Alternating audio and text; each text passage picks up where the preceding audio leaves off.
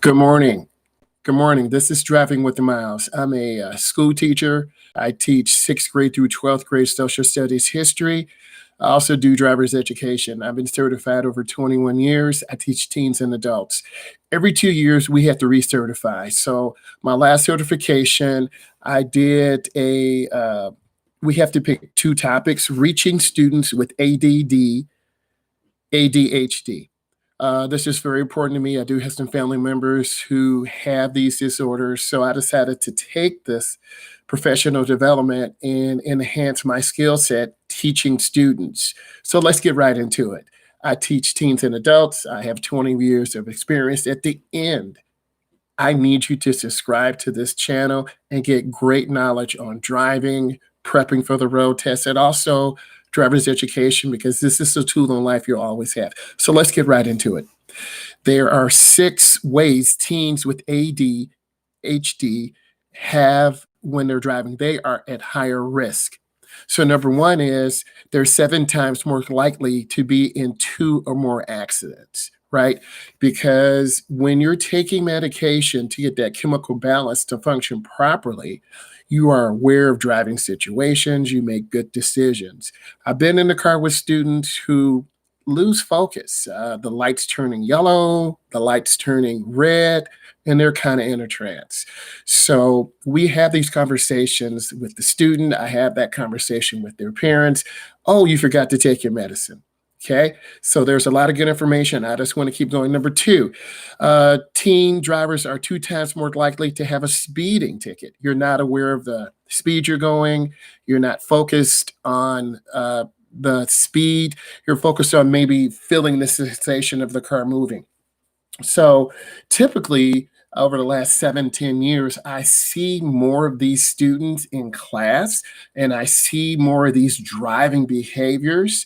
And I focused on the behavior because I want a very positive outcome. Number 3, AD slash HD teens are 5 times more likely to get a traffic citation. Once again, this is because you're losing focus, you're not paying attention. You don't mean to do it, but it happens accidentally. This could be a speeding ticket, going through a light, not yielding, not checking your blind spots. So these things do happen. So I'm giving you strategies and tips for parents, for teens, for anyone who is in that driving industry dealing with teens and young adults. Next, you're 4 times more likely to be in an accident. Everyone has to be evaluated by a licensed physician, and they will analyze where you are on that spectrum. 4 times more likely to be in an at-fault accident. We talked about that. You're not aware of the situation. You're not focused. You blow a light. You are speeding in a neighborhood. Maybe it's in the morning during school, and you're just not aware. Um, Also, I told you they're 4 times more likely to be in an accident. Next, they're less likely to be practicing sound driving behaviors. This is with their parents. Maybe their parents are nervous, apprehensive going out with them. When I train them in particular location, I mean, we have to have 6 hours of driving, 4 hours of observation. They have to drive for 3 months. They have to have 30 hours minimum, and then they come back to take segment 2. So you need to be practicing during this time period. I want to go over some of the other information. 5 ways families are at higher risk with a driver that has AD or slash HD teen. 1, serious injury or death to the child, because you have to take your medication in the morning. That medication interacts in your body. You're able to focus. You're able to pay attention. Number 2, property damage. You could roll over someone's grass. You could hit their home. Maybe you're trying to back out of a driveway, but the car is really in drive. Those mistakes are more common than you think. They're higher cost. Hey, you passed your road test. That's beautiful. That's beautiful. That's what I want to hear. Please give me a thumbs up. When I hear students passing the road test, that's what it's all about. because all instructors who really are passionate, and I'm a passionate instructor, you want to see your students pass that test. You want to see your students go on to the next part of their life. Now, the real training starts. Remember, it takes up to 10 years, up to 10 years to learn all those skill sets: driving in fog, driving in rain, driving when you're tired. I have a couple great tutorials that talk about driving in the country. So you got to be really aware of that. Digest. If you haven't subscribed, please subscribe. Please give it a thumbs up. There are more students with hyperactive disorder or attention deficit disorder. They are more involved with legal or liability situations. This is the stuff that I've learned in my certification to help me understand when I have students who have these characteristics. Don't handicap them, but understand them. They have higher motor vehicle rates because you've had more accidents. The potential could be there. I want to keep going because this is actually part of my paper that I submitted last year. People with AD/HD are 2 to 5 times more likely to use alcohol. Hey, Emily. Oh, thank you so much. Give me a thumbs up, Emily, please. I love to hear those stories. And this is my paper from last year that I submitted to the state when I recertified. I'm talking about hyperactive disorder, attention deficit disorder. These are things that people have today, even adults. So as an instructor, I wanted to get better. I wanted to learn about this. So I'm sharing some elements in my paper that I submitted. It was the 10-page paper, and just making it known that there are good instructors out there who do care, who want to see students. And Emily asked those questions of me. I'm very social, right? I want to keep going to stay on task. So they're 2 to 5 times more likely to use alcohol or marijuana because those things are calming you down. But we know alcohol is a depressant. We know marijuana is a gateway drug. I talk about that in segment 2. So those things aren't healthy for you. Even if you're in a state that legalizes marijuana, it has no place in driver's education. It has no place in driving, period, right? I want to keep going. What are some warning signs that parents or driver's ed instructors may notice when driving with a teen with AD/HD? Well, first of all, they fail to observe signs and signals. The light's red. You would think they're slowing down. They're not.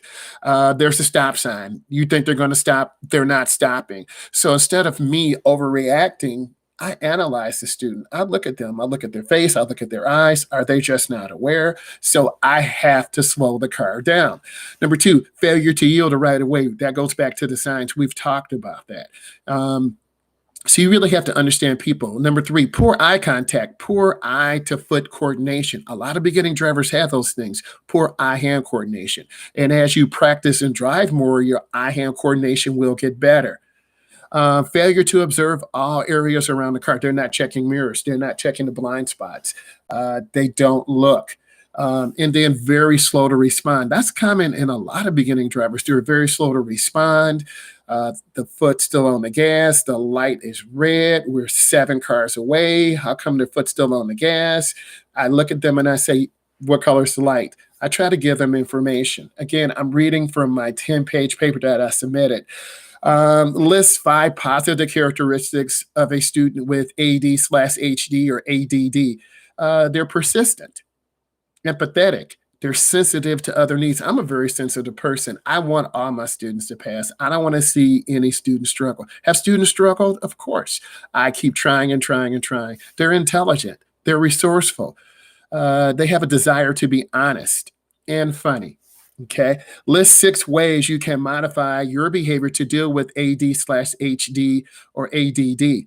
So thank you for the thumbs up. So as a teacher, I'm a school teacher and I'm a driver's ed instructor. In my educational environment, you see students who are more medicated today, over-medicated, under-medicated. And you see this in the classroom. They can't focus. They can't concentrate. And then imagine 3 o'clock or 4 o'clock, here I come, let's drive. And then they haven't had lunch.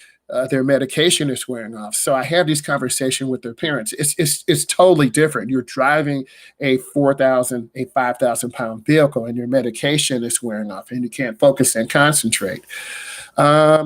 Make Choose to make adaptations, special arrangement to take students to help them succeed. I'm about helping students succeed in the classroom and in the car.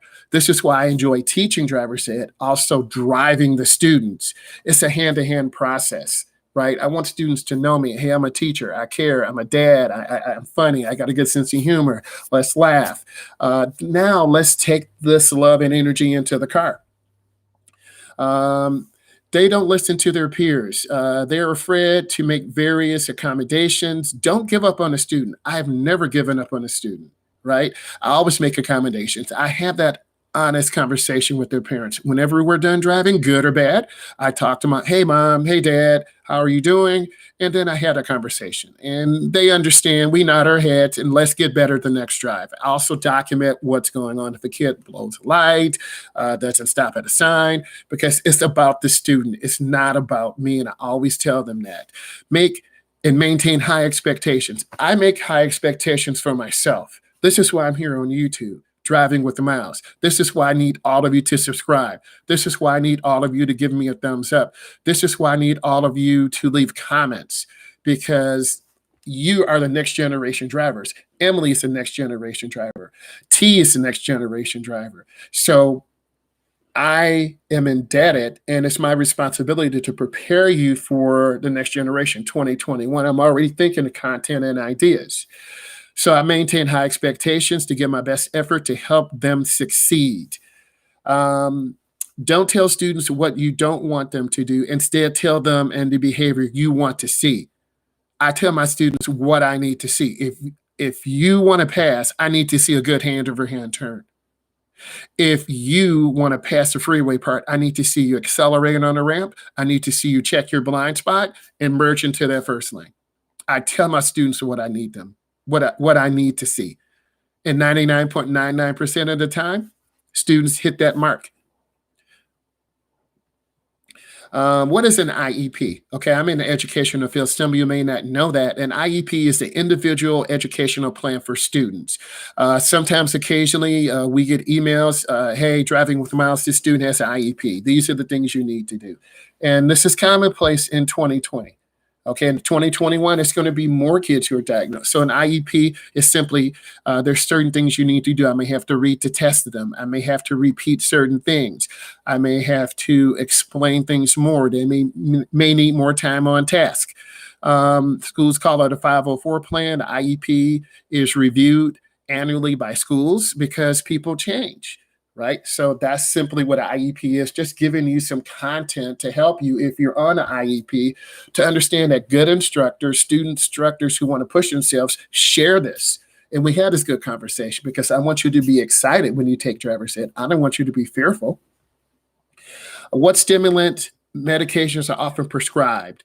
Ritalin is prescribed. Adderall is prescribed, and those have certain side effects. Maybe you didn't eat, maybe you're thirsty. There are different side effects. So I need to know these things when I'm in this car with the student. Maybe the parents can have a conversation with me. Again, I'm a school teacher first, so we make accommodations. What are some of the side effects of medication? Most common: headaches, stomach aches, delayed sleep onset, reduction in appetite, you lose weight. Side effects are dizziness, irritability. Once I drive a couple times with students, I know their personalities, and I can tell if something is wrong. Did you have a bad night? Did you have an argument with your mom or dad? Yeah, I had a fight with my mom and dad. Okay, I understand. I'm here for you. I'll be a big brother. I'll be an uncle. Tell me how you feel. What can I do? Let's enjoy driving. Let's make driving fun for all of us.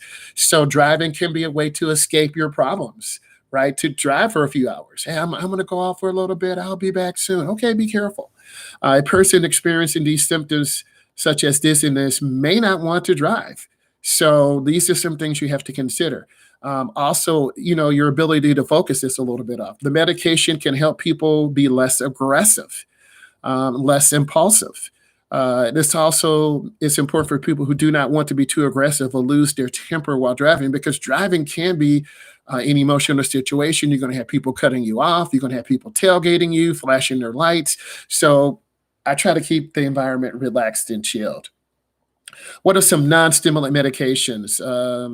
Sorrenta is a non-stimulant medication used to treat ADHD. It is believed the medication works uh, in your mind. I'm not a doctor, so I'm going to share my last part. List 3 ways this course will help you improve your instructional BTW. BTW is behind the wheel and in the classroom. If all of you had me in the classroom, I'm really funny. When you first come in, I have a Kahoot going 10 questions. I usually bring donuts in or candy. We have a curriculum that we go through. Class is 2 hours. We do Kahoot, we do Quizlet. I give you time to work on your assignments. I am very interactive with the students. So I enjoy teaching, and being a teacher has made me a better instructor. Being an instructor and a teacher has made me a better dad. So all of these things work together. So I have a great sense of humor, very fun, high energy, make you laugh, and then we teach. And then, we do Kahoot, we do Quizlet in. So I just want to share this with you because this is from my 10-page paper. I have learned that it is important to smile no matter what. Always smile. And if you didn't know, I'm also connected to TikTok. I have 165,000 followers and I have 3.5 million likes. So you have to look at my profile and the link is in there. But I'm a funny guy. More on that later. So I've learned to smile. Students will often respond based on how you respond to them. So if I snap, they snap. If I'm chilled, they're chilled. If I have a sense of humor, they have a sense of humor.